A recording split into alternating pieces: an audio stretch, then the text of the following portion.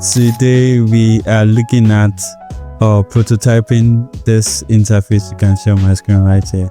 So if you haven't seen the video where we designed this together, please do well to go and check it out, and then you can be able to meet out with the link, or you have the design file to work with. So without further ado, let's get straight to prototyping. Welcome once again. So note please that if you haven't gotten the first part, or you haven't watched the first part of the video, please do well to watch it, because the action that was done there will actually reflect in here. So there are some considerations that you need to put in place so as for your prototype to work very well. So please do well to check out the first video and practice alongside with it, and then you can be able to work seamlessly on this second video. So without further ado, let's get straight to the prototype. So from what we already have here, you should know that we are just doing basic prototype. The prototype is just focusing on how this transition and the parallax effects that we actually come up as we link these two pages together. So all you have to do is just to go ahead and switch to your prototype. And now the interaction that we are going to be placing on this one means that whenever our mouse enters on this, any of these parts right here, it actually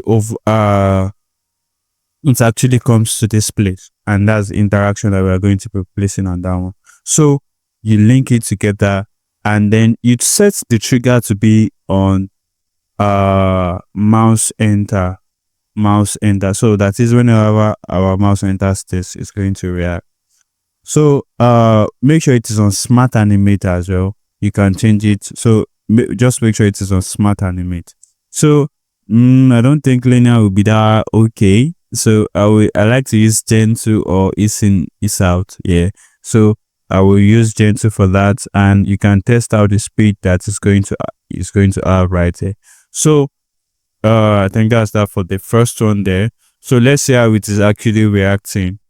You can see, let's try that again. So like I said, whenever our mouse enters this place right here, this second part didn't play well. So whenever our mouse enters a certain, it's going to react. So let's go and link from the second page back to the first page now, so as to see all the interactions completely. So all I have to do is just to link from the second to the first page back, from the back to the first page back, and all I have to do is just to change it to be on what? On click. Yes, it's going to be on click. That is, you can also be on tap depending on the version that you are using, so as don't be confused by the content written on it. It's just on tap and on click, the same thing, and many other times that are related on the interface. So all you have to do is just to continue. You can still use the same settings that we used there, so you do not have to create too much or unnecessary edit for ourselves. So I'll be using that one to adjust. So on click is going to go back to this one. Make sure it is set on smart animate, and then 800 ms Gen 2 as well. So you close this up, and then let's say our bot is now reacting in real time. So you click this one back, and it is reacting this way. So that's for today's video on prototyping. So do you find this video helpful? Please do well to like, share, subscribe, and turn on the notification button. See you on the next one.